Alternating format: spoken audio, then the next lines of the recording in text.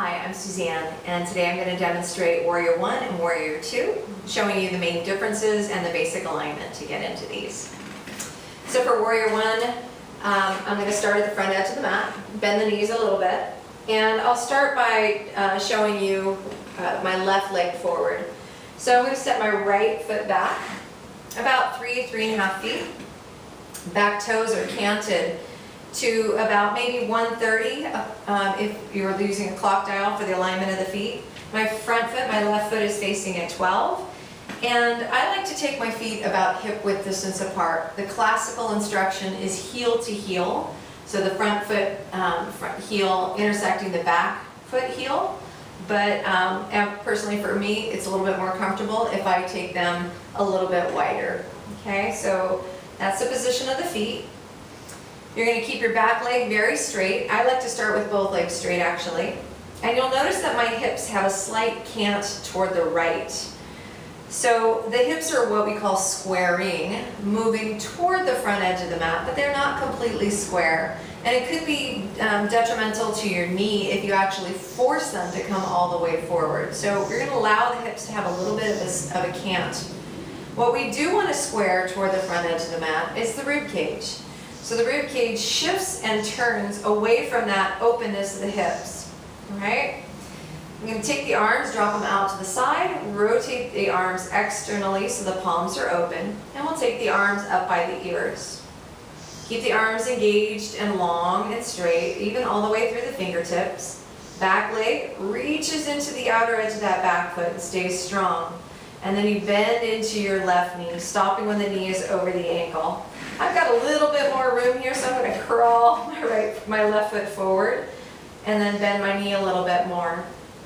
So you want to keep some lift up from the rib cage, lifting the rib cage up off the pelvis. And you want to make sure that you're not just dropping the belly down toward the floor, but rather draw the navel back and slightly up to support the low back. You don't want a hard tuck and pulling the bottom of the pelvis forward.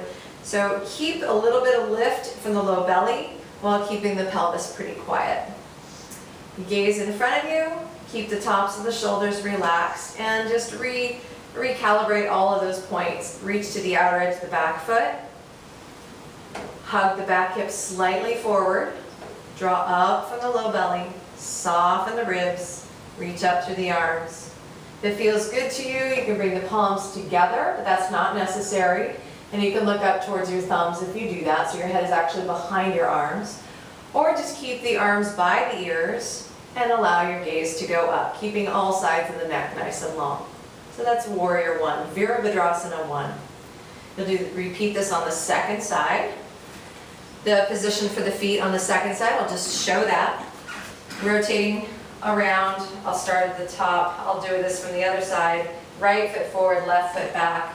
And the left foot in this case points to about 10:30, 11 o'clock-ish. Front foot again at 12. And you'll just do the same exact thing. Pelvis has that slight cant. It's turning toward the front of the mat, but not hard turn. The rib cage turns. Arms drop. Lift the low belly. Lift the arms up. And then find Warrior 1. Stay an equal amount of time on both sides. Release, turn the feet parallel, and come all the way out. So Warrior 2 is a more what we call an open hip position. It's really not open per se, but it's more open toward the long edge of the mat. This one you start with your feet wide here in this direction. The typical instruction is to have your ankles about as wide as your wrists. I'll show this to the right first. So you want to rotate your right leg all the way around from the hip joint and slide your left heel back. The instruction here is heel to heel or heel to arch. You want the shoulders to be over the hips. There's a slight cant of the pelvis, even slighter cant. So they're mostly open toward the long edge of the mat, but there is a little gentle turn of that back hip toward the front leg, a gentle turn. Above the waist, twist the rib cage toward the long edge of the mat.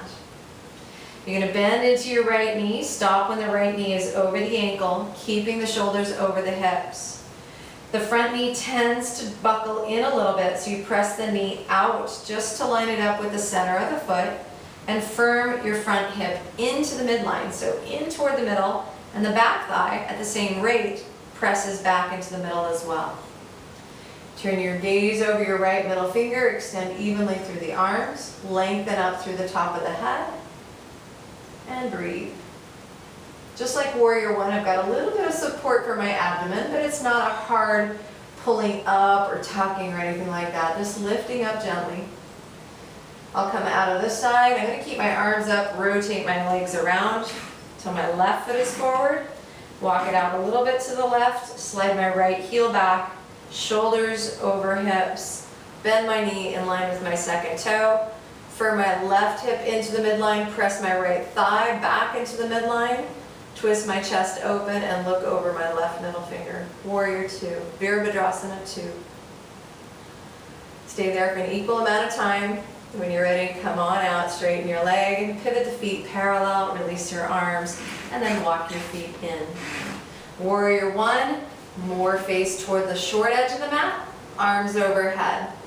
Warrior Two, arms extend out parallel to the long edge of the mat, and the hips are a little bit more open toward the long edge of the mat as well. I hope that's helpful. Namaste.